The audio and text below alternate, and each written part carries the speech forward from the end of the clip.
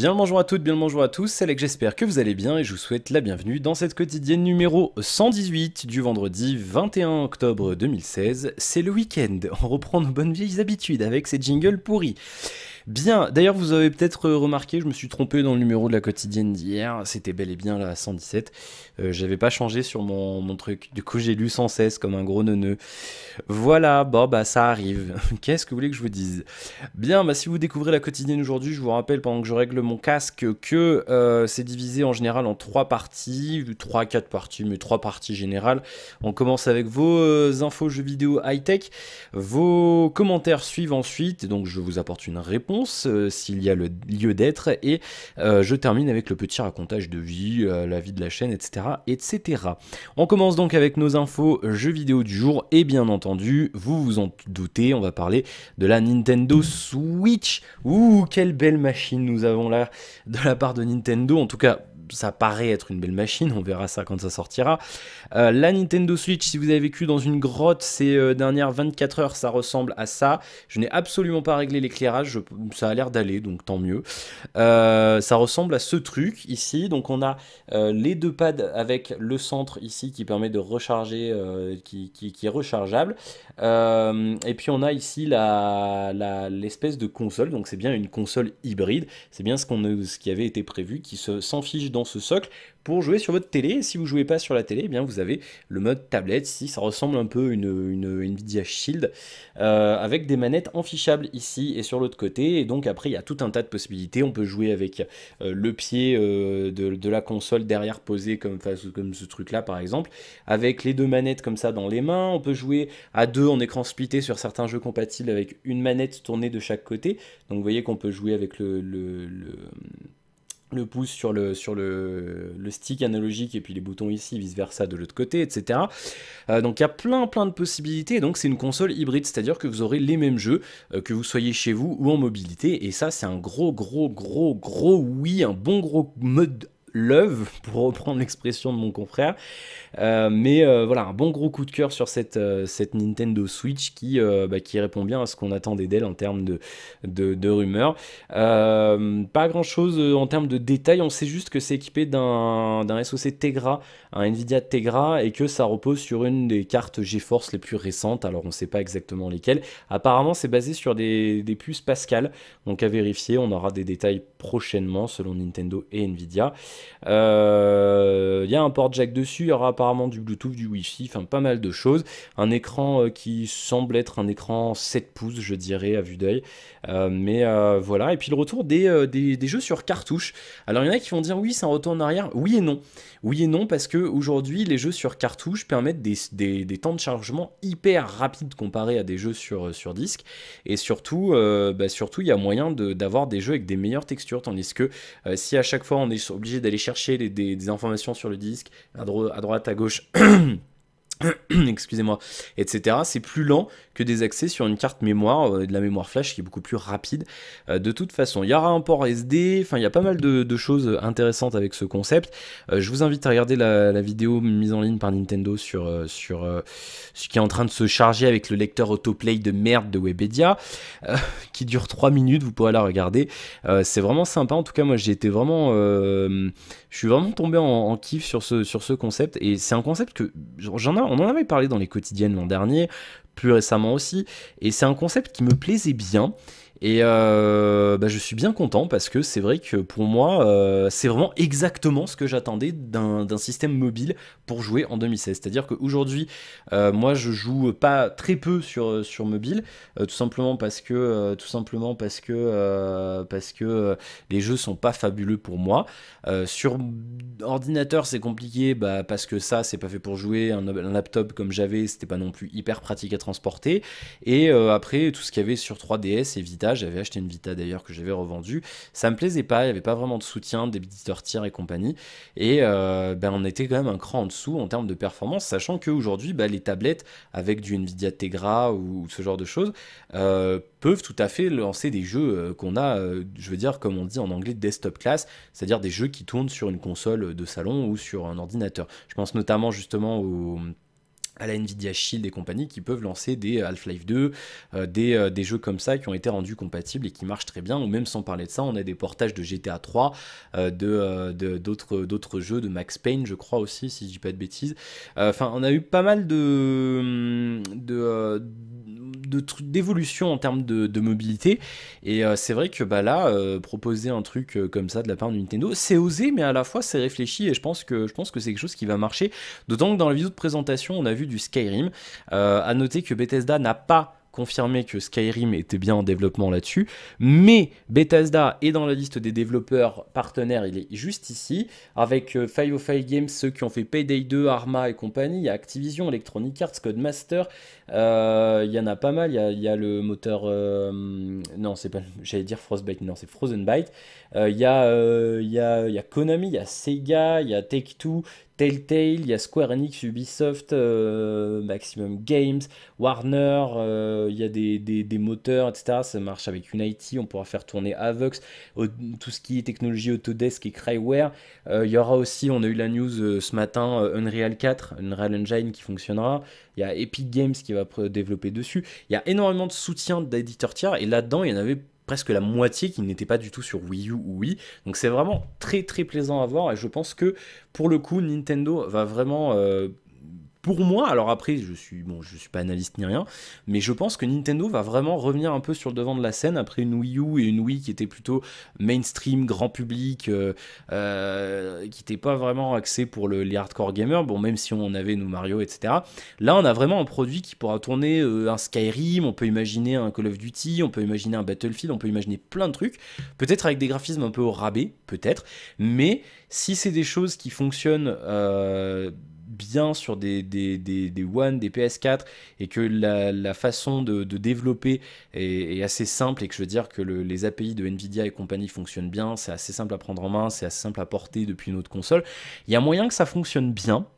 Et si Nintendo a du soutien d'éditeurs tiers, qu'il y a des bons jeux tiers qui sortent sur les 6, 12, voire 18 premiers mois de vie de la console, ça va se vendre, et si ça se vend bien, ça marchera bien, et c'est une console qui va revenir sur le devant de la scène, et qui sera peut-être du même niveau que de la GameCube, c'est-à-dire GameCube, il y avait quand même des jeux d'éditeurs tiers, mais là on a vraiment, ça donne vraiment envie, et d'avoir des jeux de consoles de salon en portabilité, c'est vraiment pas mal. Et donc du coup moi je suis en kiff dessus, et en plus on a vu un espèce de, bon alors je pense que c'est un proof of concept, on a vu une espèce de Mario en 3D qui n'a rien à voir avec un Mario 3D World ou un Mario Galaxy, ça laisse plus penser à une suite à Mario 64 ou Sunshine, et rien que pour ça, pour moi ça peut être Day One. Je veux dire, ça et un Mario Kart de console de salon dans ma poche, c'est oui, c'est un grand oui tout de suite, donc vous me direz ce que vous en pensez dans les commentaires, mais pour l'instant, moi perso, je suis hyper conquis. On a une date de sortie qui est prévue pour mars 2017, alors on sait pas si ça sera une sortie mondiale ou ça sera décalé comme c'est habituellement le cas chez Nintendo, mais voilà, ça peut être vraiment bien, et moi j'en attends beaucoup de cette console. Voilà, vous me direz ce que vous en pensez. Bien, côté jeux vidéo, il y a aussi la PS4 Pro qui se prépare avec 1 Go de RAM en plus, et puis un Crossfire de HD 7870, et des cartes d'AMD, je vous le rappelle, dont une qui sera un petit peu surcadencée comparée à la première, et la sortie aujourd'hui bien sûr de Battlefield 1 ou Battlefield 1 si vous êtes en le champ de bataille 1, si vous êtes francophone à 100%, bonjour à nos amis québécois qui traduisent absolument tous les titres anglais en français, et la sortie aussi de Civilization 6 si vous êtes amateur de cette série, je sais que certains d'entre vous le sont. Voilà, moi c'est pas du tout mon délire, mais pourquoi pas. Côté high-tech, on va passer au leak alors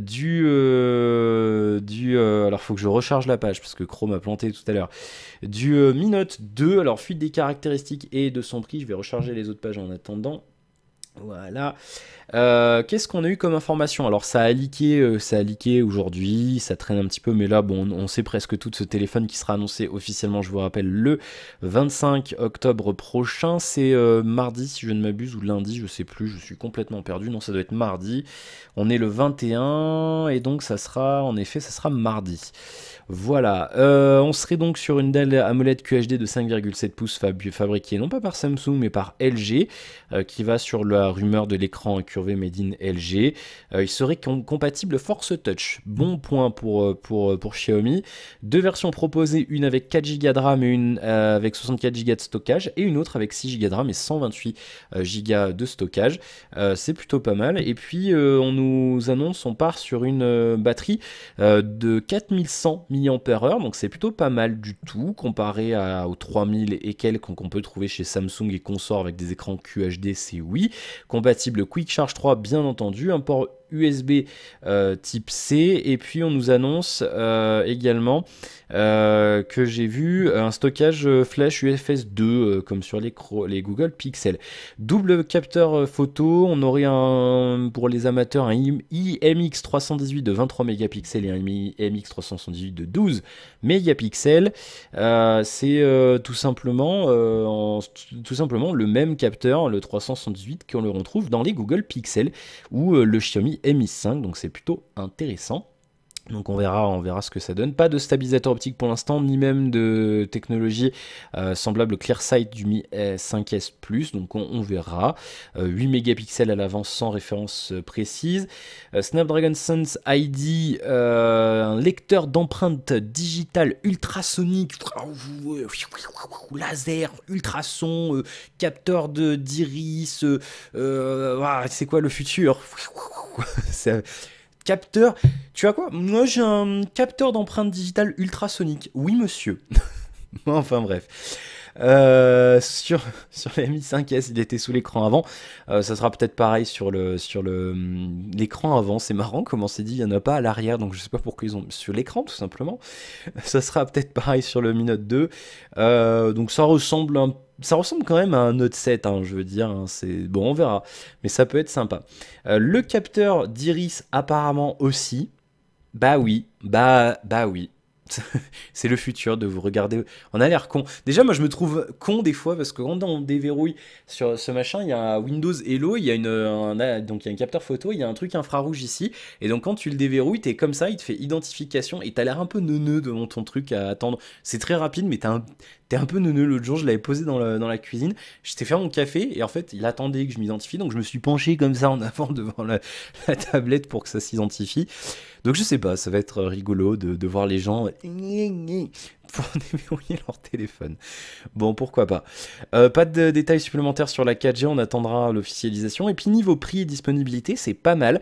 La version 4 Go 128 Go serait facturée 2799 RMB, ça fait à peu près 380 €, tandis que l'autre serait facturé 2999 RMB, soit à peu près 407 € hors taxes, hors TVA, hors douane et hors importation. Donc on était autour de 540 $ d'après les dernières rumeurs, donc là on serait un petit peu plus faible. Alors les leaks s'accompagnent de petites images comme ça, je sais pas vraiment si c'est officiel, donc ça reste une rumeur, mais ça tend à se confirmer, donc c'est plutôt pas mal. Grosso modo, si on rajoute de la TVA et éventuellement des frais d'importation, au pire des cas, vous devriez vous en tirer pour à peu près 500 € je pense, sur la version la plus lourde. 500 € pour un téléphone comme ça, avec autant de technologie, un capteur d'empreinte digitale Iris, 6 Go de stockage, 128 de RAM, 128 de stockage, l'écran QHD incurvé 5,7 pouces, 4100 mAh de batterie, tout ce que tu veux, et Tati Conti, est compatible soi-disant avec toutes les 4G françaises. Je pense que c'est un produit intéressant et il pourrait être intéressant à tester sur la chaîne, je le pense. Vous me direz ce que vous en pensez. Voilà.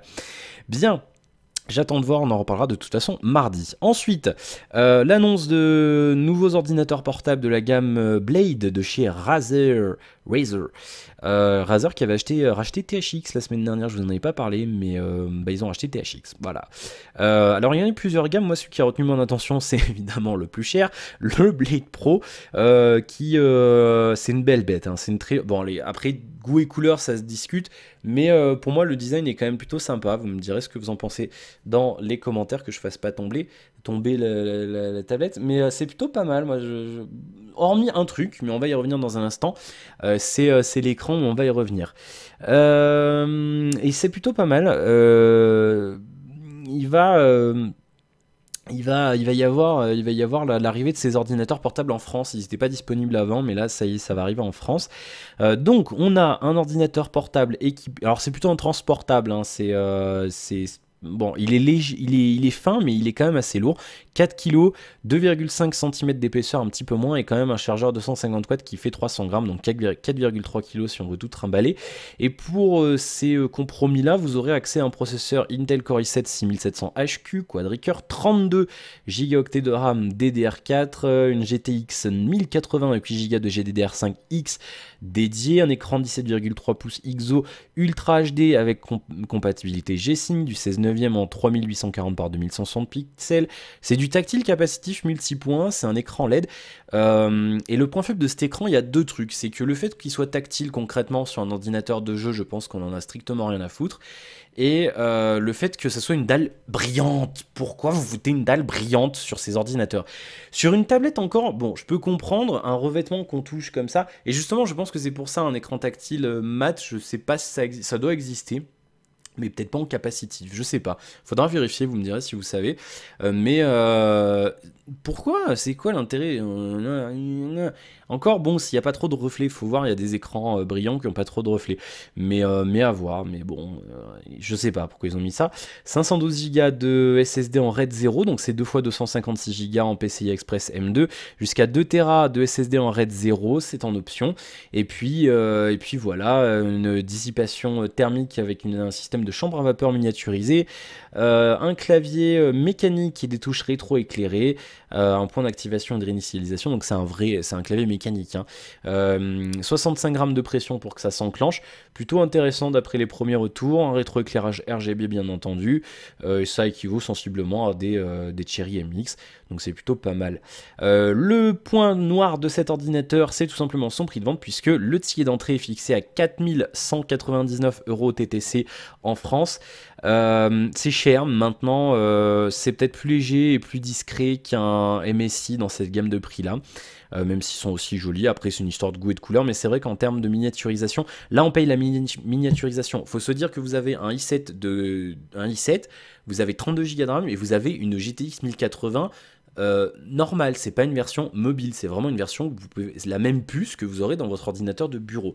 Le tout dans quelque chose qui fait quand même 2,5 cm d'épaisseur au plus. Je sais pas si vous vous rendez compte, pardon pour le bruit de la prouesse, mais c'est quand même, moi je trouve ça quand même pas mal du tout.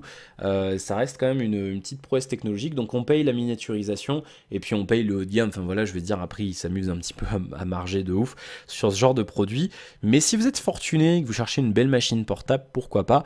À noter que sur les gammes moins chères, ça commence à 1100 €, mais il n'y a pas de GPU dédié, c'est un petit peu bizarre pour des gammes gamers. Ceci dit, vous pourrez le brancher à des boîtiers dans lesquels il y aura des cartes graphiques, voilà, donc ça marchera comme ça. Et puis bah, c'est marrant, ouais, c'est rigolo. Je peux, avec l'aimant du micro, je peux faire tenir le stylet de la surface dessus. Bon, c'est trêve de plaisanterie. Le feuilleton du jour avec le Note 7 et le S8, etc., etc. C'est le retournement de situation, puisque pour le S8, apparemment, d'après les dernières rumeurs, il se pourrait que Samsung utilise des batteries de chez LG pour équiper son S8.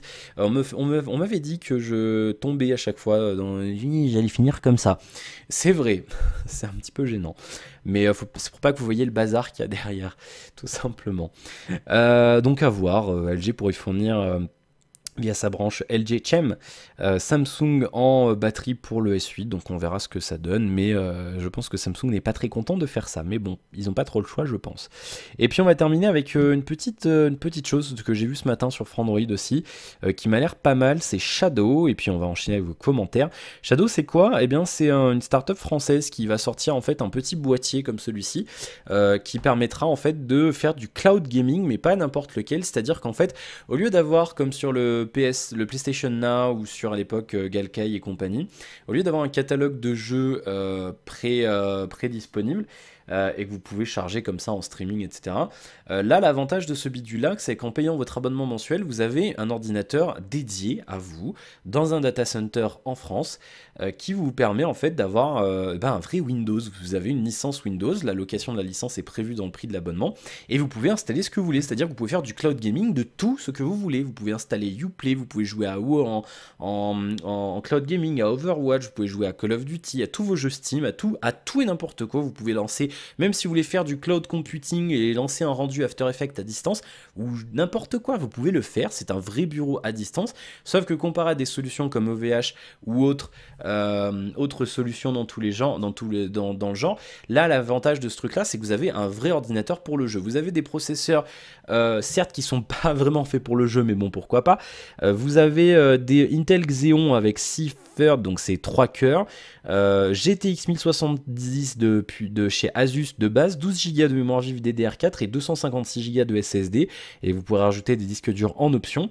Et donc là en fait vous avez accès pour un abonnement mensuel, je vais y revenir sur le prix dans un instant, un ordinateur d'une valeur d'à peu près 1000 € dans un data center. C'est votre machine, il n'y a que vous qui y avez accès, les ressources sont entièrement dédiées à vous, il n'y a que vous qui avez accès à ces ressources là, il n'y a rien de partagé, et vous pouvez tourner vos jeux à distance comme ça avec une connexion à partir de, je vais y revenir, de 5 mégabits seconde, mais on va y revenir.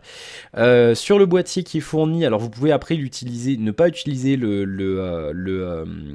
boîtier, puisque Shadow proposera des applications et propose dès la sortie, ça arrive fin du mois et début novembre même pour la livraison des boîtiers, des applications Windows, Android et Linux. Ça viendra sur iOS et macOS ensuite, c'est prévu, pour accéder à distance à votre machine, c'est-à-dire que vous pouvez, comme le montre cette photo, alors bon, c'est pas pratique bien sûr, mais vous pouvez tout à fait lancer votre cloud, votre jeu sur un téléphone Android.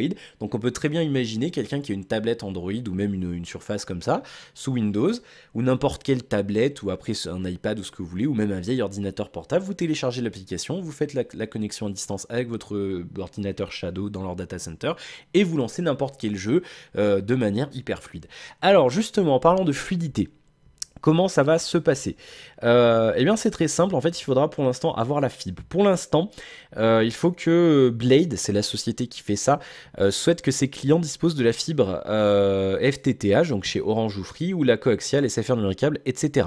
À l'avenir, ils entendent proposer le service sur de la DSL et de la 3G ou de la 4G, puisque la bande passante nécessaire pour de la Full HD à 60 Mbps est seulement de 5 Mbps, et il faudra 15 à 20 mégas par seconde pour de la 4K à 60 fps, sachant que vous pourrez faire du streaming en 144 images secondes, il n'y aura aucun problème, c'est prévu, ça fonctionnera. En fait l'idée c'est surtout la latence, c'est pour ça qu'ils veulent absolument que vous ayez la fibre pour l'instant, parce qu'en fait ils nous promettent une latence de 3 à 10 millisecondes en fonction de ce qu'on fait, mais en fait l'idée c'est que justement chez Orange et Free ils ont des accords de peering direct avec Orange et Free, c'est à dire que si vous êtes client Orange Fibre, vous aurez un accès direct de chez vous au serveur de Blade, donc pour accéder à votre ordinateur, ça partira de chez vous, ça ira sur votre NRO, ça traversera le réseau Orange et ça ira direct chez Blade dans le data center en France. Et donc vous aurez des temps de latence qui seront de l'ordre de 3-4 millisecondes, ce qui fonctionnera sans problème pour du cloud gaming. J'ai eu l'occasion de tester avec 60 millisecondes pour vous dire que ça fonctionnait. Donc j'ose même pas imaginer avec 3 millisecondes, on n'aura même pas du tout l'impression que ce soit du cloud gaming, je pense. Et donc du coup ça marche plutôt pas mal, à mon avis. Et l'avantage de ce truc là aussi c'est qu'en fait le PC sera en évolution, c'est à dire que de base en option vous pourrez prendre du GTX 1080, des disques durs supplémentaires, et en fait l'argument de vente de ce truc là c'est que le PC sera évolué en fonction de la sortie des composants, gratuitement, sans augmentation d'abonnement ni rien. C'est-à-dire que si vous gardez votre abonnement 1 an et qu'imaginons dans 6 mois il y a une GTX 1170 qui sort, eh bien Blade va tout simplement mettre en place la nouvelle carte graphique dans votre machine, sans surcoût, sans changement d'abonnement, rien du tout. Votre machine sera mise à jour chaque année avec des composants plus récents. Et ça c'est pas mal. Moi je trouve le principe pas mal du tout. En termes de tarifs, ça reste correct, je trouve. Si on prend sans engagement, il faudra payer 45 €, donc 44,95 pour accéder à ça. Avec un engagement de 3 mois, on tombe à 34,95 et avec un an d'engagement, on tombe à 29,95 par mois. Donc L'avantage, c'est que vous pouvez jouer à ce que vous voulez. Vous pouvez très bien installer Uplay, jouer à Assassin's Creed, même si c'est pas dans un catalogue style PlayStation 1 et compagnie. Vous pouvez installer Steam, vous pouvez jouer à The Witcher 3, à n'importe quel jeu, du moment que vous l'avez. Vous pourrez installer ce que vous voulez sur l'ordinateur et jouer à ce que vous voulez, faire ce que vous voulez dessus, et ça, c'est bien.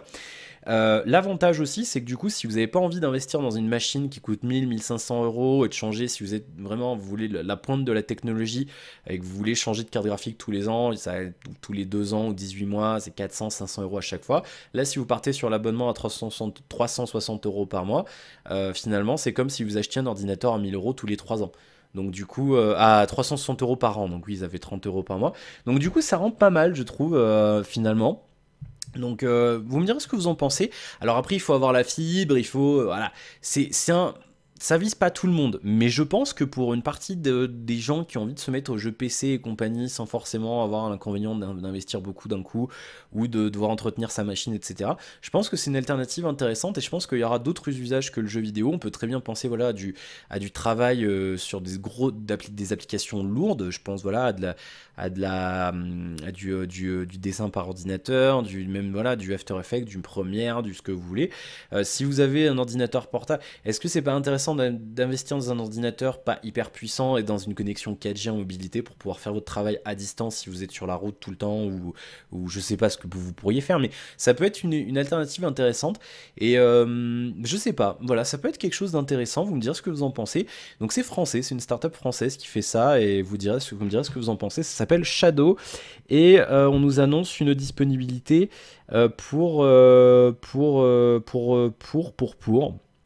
on nous annonce une disponibilité en précommande pour le 27 octobre prochain à la Paris Games Week à 20h30. Et les premières livraisons, il y en aura 500 au premier, ça sera livré pour Noël. Et on prévoit d'en mettre en vente 3000 unités supplémentaires aux alentours de mars 2017. Donc ça peut être intéressant. Alors je sais pas, malheureusement, j'aurais peut-être pas déménagé d'ici là, mais c'est vrai que j'aurais bien aimé faire la précommande et éventuellement tester ça si j'avais une bonne connexion. Mais ça peut être pas mal. Alors For Android a testé ça, ils nous ont dit qu'il y a absolument aucune comparaison possible. C'est vraiment, ils avaient vraiment l'impression d'avoir l'ordinateur devant eux, la latence était imperceptible, et je pense qu'en effet avec 2-3 millisecondes, on ne s'en rend pas compte finalement, je pense que c'est pas mal du tout. Voilà, bah vous me direz ce que vous en pensez. Bien, j'ai oublié de noter le passage aux infos high-tech, c'est pas bien grave, je le ferai après.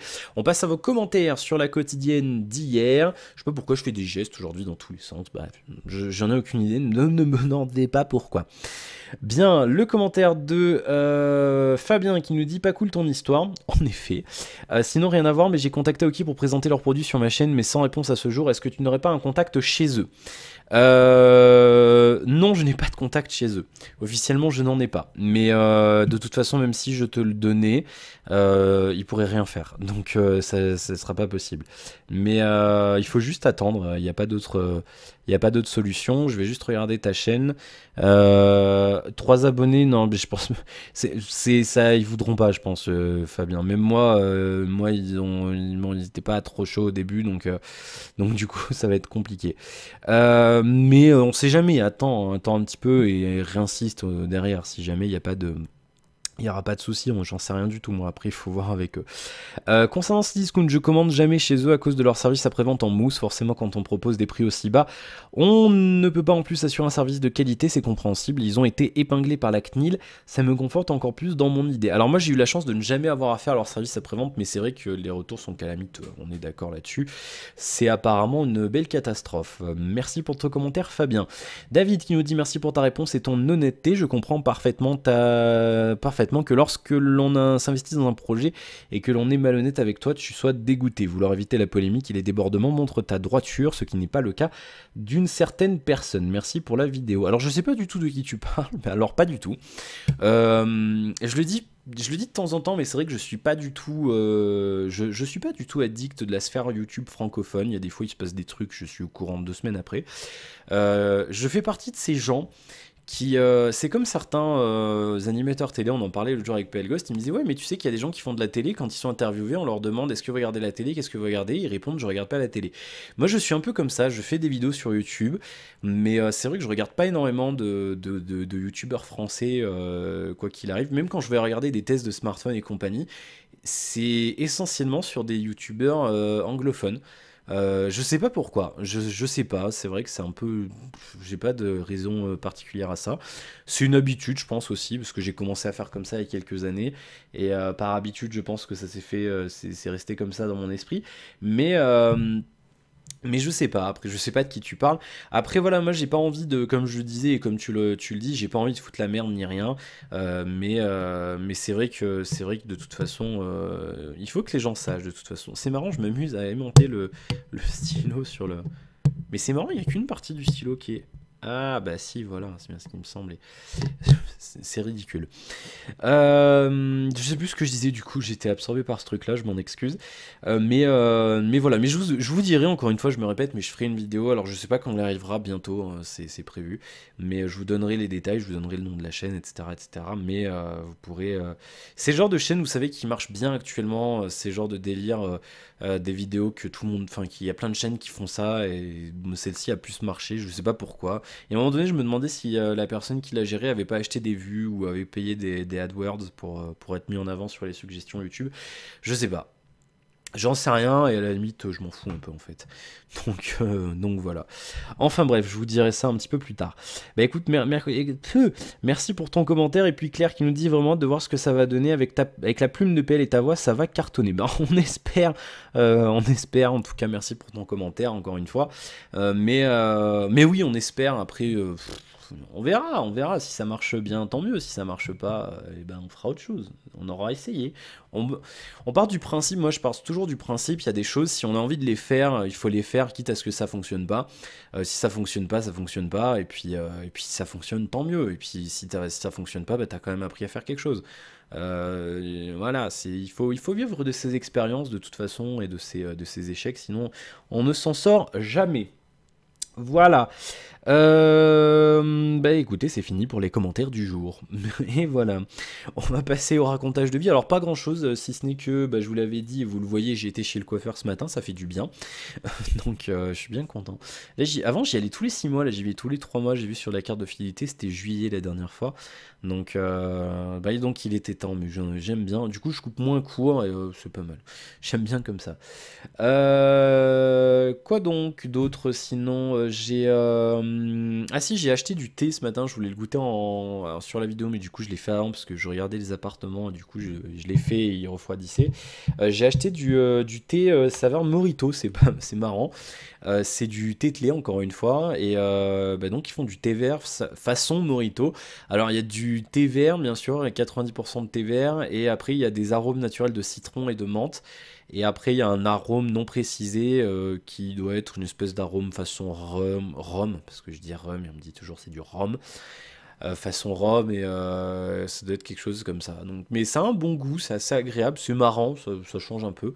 Mais donc du coup, oui, ça fait un thé vert à menthe citron, quoi, c'est un peu mélangé, et c'est plutôt agréable.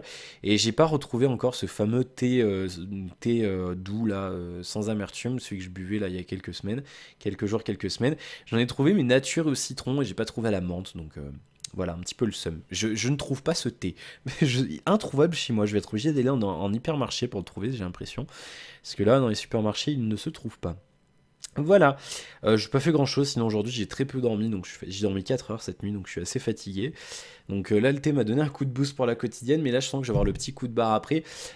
Du coup je vais grignoter, j'ai acheté des bêtises à grignoter, là, des mi-cadeaux, il y avait un remboursement chez Shopmium, j'ai acheté ça.